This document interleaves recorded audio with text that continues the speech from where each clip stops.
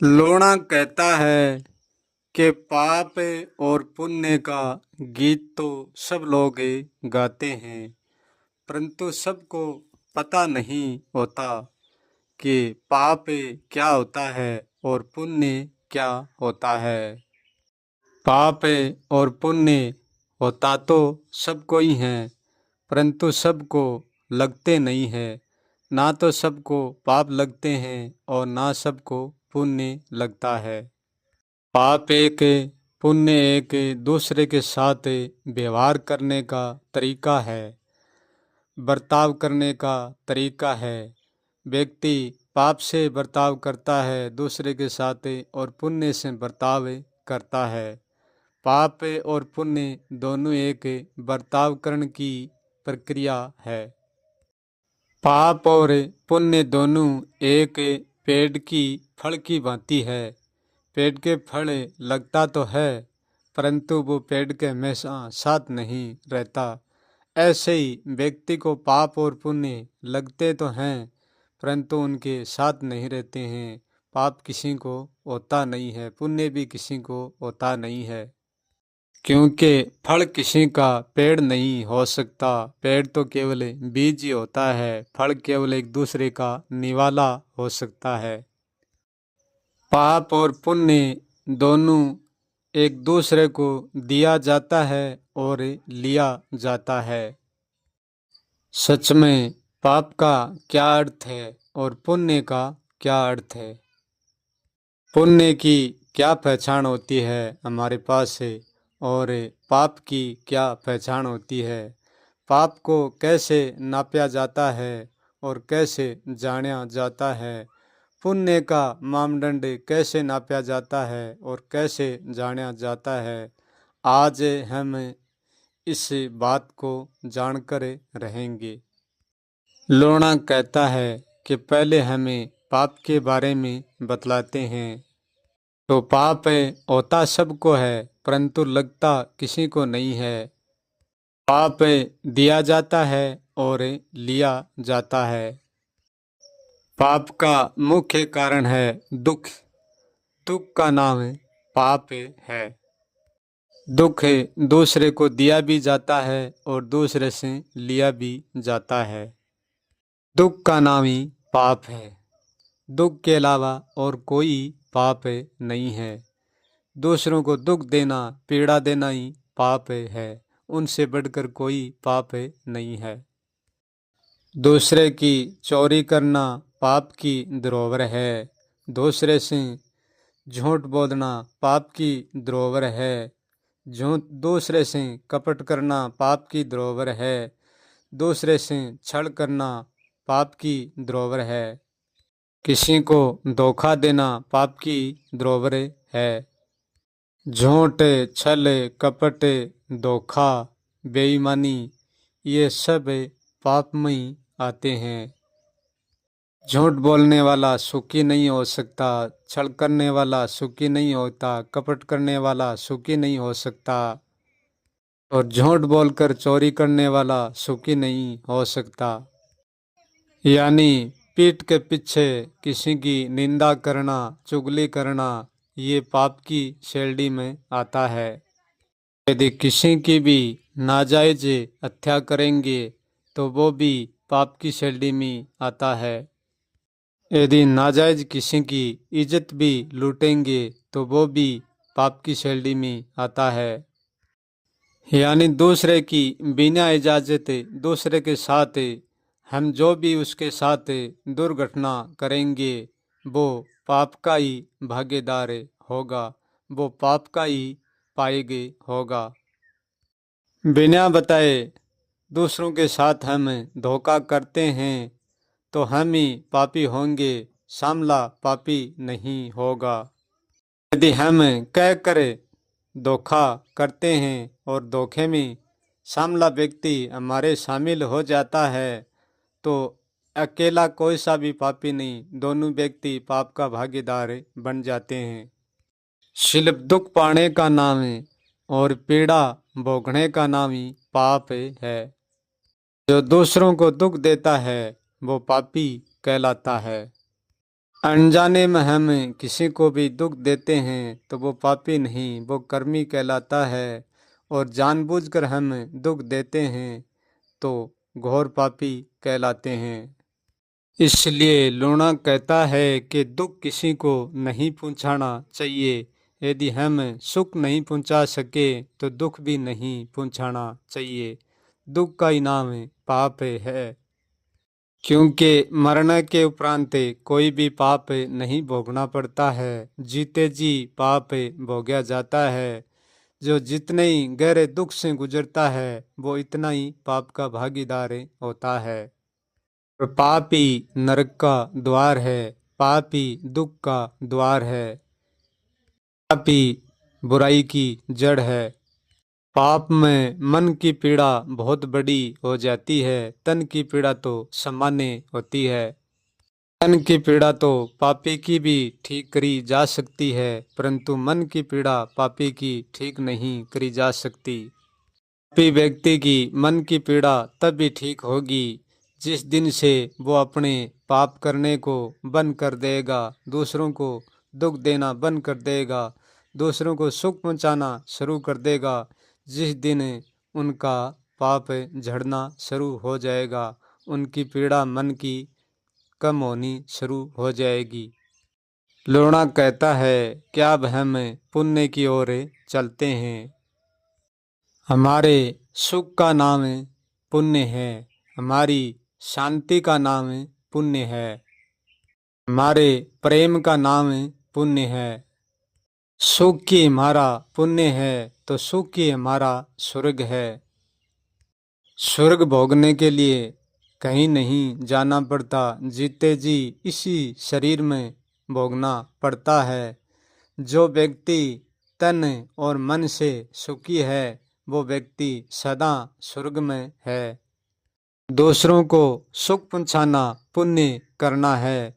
दूसरों को सुख पहुंचाएंगे तो हम स्वयं पुण्य में हो जाएंगे। हमको स्वयं को भी सुख मिलेगा और औरों को भी सुख मिलेगा, तो वो हमारा सुख पुण्य कहलाएगा। पुण्य सब चीज़ों से किया जाता है। पुण्य ज्ञान से किया जाता है, पुण्य अज्ञान से किया जाता है, पुण्य ध्यान से किया जाता है, पुण्य माया से किया जाता है, पुण्य अन्न से धन से सब कुछ से पुण्य किया जाता है। पुण्य एक दूसरे की सेवा से किया जाता है। पुण्य पैसे दान से भी किया जाता है, पुण्य कपड़े दान से भी किया जाता है। पुण्य हर एक चीज का पुण्य होता है। सुख का नाम पुण्य है। दूसरे व्यक्ति को हम किसी प्रकार से भी सुख पहुंचाएंगे तो वो पुण्य ही होगा।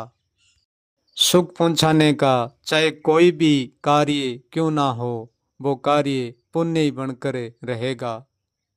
क्योंकि सबसे पहले सच बोलना पुण्य है, धैर्य रखना पुण्य है, संतोष रखना पुण्य है, सादगी रखना पुण्य है, करुणा रखना पुण्य है, दया रखना पुण्य है, अच्छा विचार रखना पुण्य है, अच्छी वाणी बोलना पुण्य है। जो सुख में किया कार्य किसी को दुख नहीं देता है, हमेशा दुख को मिटा देता है। सुख का इनाम है शांति है, सुख का इनाम है संतोष है, सुख का इनाम है आनंद है, सुख का इनाम है ज्ञान है। दूसरों को सुख देता है वो सदा सुखी रहता है, सदा स्वर्ग के आनंद में झूलता है। नरक और स्वर्ग कहीं पर बाहर नहीं है, हमारे भीतर तुरंत फुर्त मौजूद है। हम हर पल नरक भोगते हैं और हर पल स्वर्ग भोगते हैं। जैसा स्वर्ग का कर्म करते हैं तो हम स्वर्ग भोगते हैं, और नरक का कर्म करते हैं तो तुरंत ही हम नरक भोगते हैं, और स्वर्ग का कर्म करते हैं तो हम तुरंत ही स्वर्ग भोगते हैं। तन की पीड़ा तो बिल्कुल नहीं मिट सकती, क्योंकि प्रकृति का नेम है। यदि हमारे तन के कोई पीड़ा नहीं है और फिर ही हम ही सुई चुभवाएंगे तो उसके पीड़ा होगी, दर्द होगा। कि शरीर के केवल दर्द होता है, दुख नहीं होता, पीड़ा नहीं होती। दुख और पीड़ा केवल हमारे मन के होते हैं। जो व्यक्ति जाग जाता है होशपूर्वक, वो अपने मन की पीड़ा मिटा सकता है। उनके मन को कोई भी पीड़ा नहीं दे सकता। उसका मन पूरी तरीके जागा हुआ है और शांत है, तो उसको कोई भी वाणी, कोई भी बात विचलित नहीं कर सकती। उनकी जड़ें कोई नहीं हिला सकता। और यदि मन का अधूरा सदापन है, अधूरा सदा हुआ है, तो उनकी जड़ें हर कोई हिला सकता है। इसलिए तन की पीड़ा को सुधारना छोड़ो, मन की पीड़ा को अच्छी तरह से सुधारो, तो तन की पीड़ा अपने आप ही सुधरती रहेगी। क्योंकि तन कभी भी उठकर अपनी इच्छा से कोई भी कर्म का जाल नहीं बुनता। ये सारा कर्म का जाल हमारा मन ही बुनता है। क्योंकि तन का दर्द व्यक्ति के हर पल साथ नहीं रहता है, परंतु मन का दुख, मन की पीड़ा हर पल साथ रहती है, कभी भी मन को नहीं छोड़ती है। जो स्वर्ग और नरक और दुख सुख से पार हो जाता है, वो तो सदा सदा के लिए अस्थाई हो जाता है। तो अस्थाई दुख और सुख ज्ञान अज्ञान से नहीं होया जाता, अस्थाई केवल अनुभव से होया जाता है। और वो अनुभव भी ऐसा अनुभव है जो किया नहीं जाता। उस अनुभव में कुछ भी किया नहीं जाता, बिना किया अनुभव होता है। जो व्यक्ति झूठ के अंधविश्वास में नहीं पड़ता है, वो व्यक्ति सच्चाई की ओर बढ़ता है, सत्य की ओर बढ़ता है, परमानंद की ओर बढ़ता है, सुख की ओर बढ़ता है। सच्चाई जानने में बहुत छोटी मालूम पड़ती है, परंतु शक्तिशाली बहुत है। क्योंकि सच्चाई में जितना पावर है, इतना किसी में भी पावर नहीं है। झूठ में चाहे कितना ही पावर क्यों ना दिखे, जब सच्चाई के सामने आता है तो कुछ भी नहीं बचता है। सुख और दुख दोनों अलग अलग नहीं है, एक ही सिक्के का हिस्सा है। पाप और पुण्य दोनों एक ही सिक्के का हिस्सा है। तो हमारी समझ का फेर है, हमारी समझ के कारण अलग अलग ही। परंतु सच ये है कि हम पाप के बिना पुण्य को नहीं बचा सकते, और पुण्य के बिना पाप को नहीं बचा सकते। यदि हम दूसरे की सहमति से कर्म करें तो हमें कोई पाप नहीं लगता। यदि कर्म को हम कर्म के भाव से करें तब भी पाप नहीं लगता, पुण्य भी नहीं लगता। क्योंकि पाप और पुण्य जब लगता है कि हम कर्म को अपना सोच कर करते हैं, कर्म को अपना कर्ता मानते हैं, कर्म में हम कर्ता बन जाते हैं, तब पाप और पुण्य छूते हैं हमको। कि हम कोई भी कर्म का कर्ता नहीं है, हमसे कर्म गठित होता है, हम कुछ भी कर नहीं रहे हैं, कर्म स्वयं हमसे गठित होता है।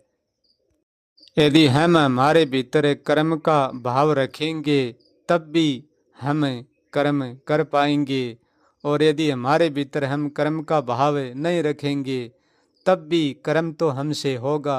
जो कर्म ने हमारे साथ घटित होना है वो होकर रहेगा।